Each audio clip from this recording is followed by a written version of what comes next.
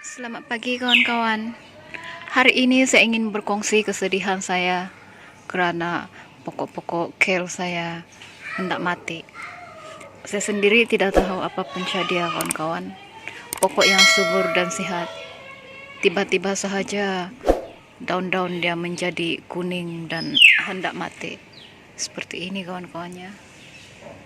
Seperti yang kawan-kawan nampak, daun-daun kale saya yang sebelum ini sangat subur, cantik dan sehat, tiba-tiba sahaja bertukar menjadi kuning seperti ini.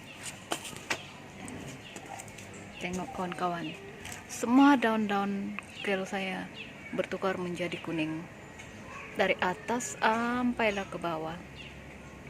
Sepertinya kena racun. Tapi saya tidak berani menuduh kawan-kawan sebab saya tidak bukti, tidak nampak. Belum ini yang saya boleh katakan kawan-kawan. Saya tinggal di kawasan keciranan yang kebanyakannya tidak sukakan pokok-pokok. Jadi pada hari ini kawan-kawan, saya ingin share cara untuk menyelamatkan pokok yang hendak mati seperti ini. Of course, sama ada pokok saya ini akan survive atau tidak, semuanya bergantung kepada kekuasaan Tuhan. Tetapi apa yang saya boleh cuba adalah berusaha sehabis baik untuk menyelamatkan pokok saya ini kawan-kawannya. Langkah pertama yang perlu kita buat dalam usaha menyelamatkan pokok ini adalah kita perlu menanggalkan semua daun-daun yang telah mati atau menjadi kuning ya kawan-kawan. Sekiranya kita tidak tanggalkan daun-daun ini, pokok akan lebih cepat mati karena terpaksa bekerja lebih keras untuk membekalkan nutrien kepada semua daun-daun, termasuk daun yang sudah mati. Sebab itu pentingnya kawan-kawan untuk kita tanggalkan daun-daun yang sudah mati ini, supaya akar tidak perlu bekerja kuat dan boleh menumpukan pembekalan nutrien kepada daun yang masih sehat. Langkah yang kedua kawan-kawan adalah kita perlu mencuci pokok kale ini. Cara kita mencuci adalah dengan menggunakan air pipe yang mengalir, seboleh-bolehnya menggunakan hose seperti yang saya gunakan.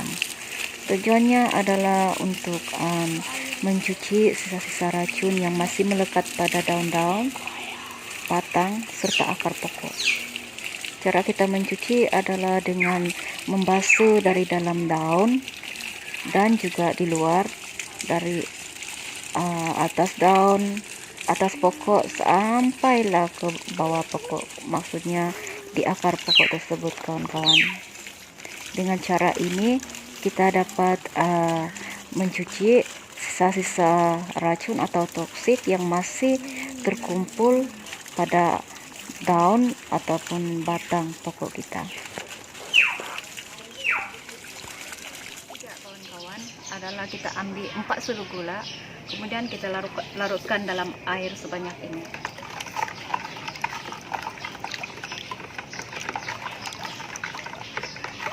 Kawan-kawan, kita buat lubang sampai ke dasar pasu.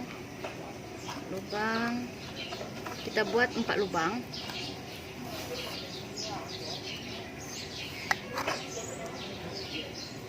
Empat lubang ya kawan-kawan, 4 lubang.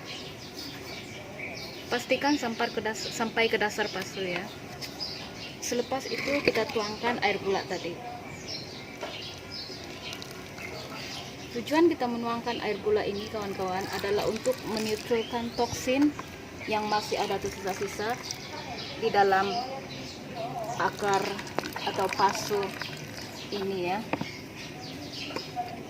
Tapi pastikan air gula kawan-kawan tidak terlalu manis, karena jika terlalu manis ia boleh membunuh bakteri-bakteri baik yang bakteri-bakteri baik yang ada di dalam tanah ini.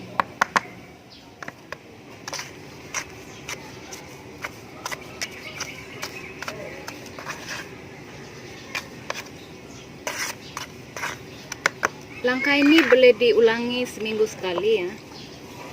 Maksudnya seminggu sekali kita boleh siram air pokok kita yang terkena racun tadi dengan air gula.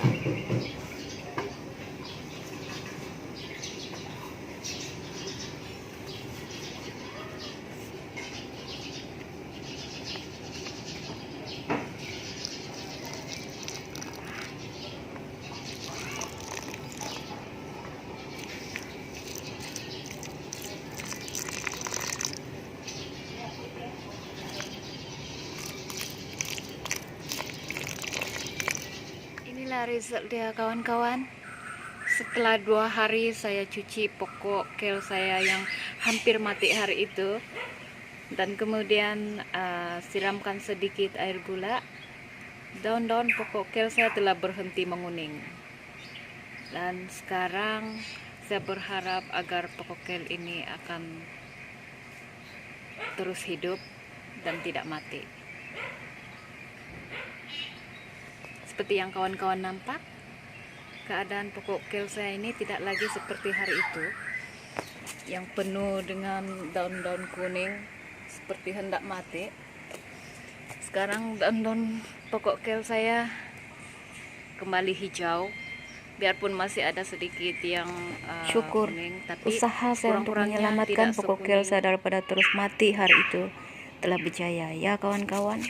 Biarpun belum 100% berjaya, tapi sekurang-kurangnya pokok kel saya sekarang dalam proses pemulihan. Sekiranya ada kawan-kawan yang mengalami seperti apa yang saya alami, yaitu pokok hampir mati karena keracunan, kawan-kawan boleh ikuti langkah-langkah yang telah saya tunjukkan dalam video ini. Sebenarnya proses pemulihan dan penyelamatan pokok tidak sama ya kawan-kawan. Ya bergantung kepada apa sebab pokok kita mati. Saya boleh tunjukkan dalam video-video akan datang sekiranya ada permintaan daripada kawan-kawannya.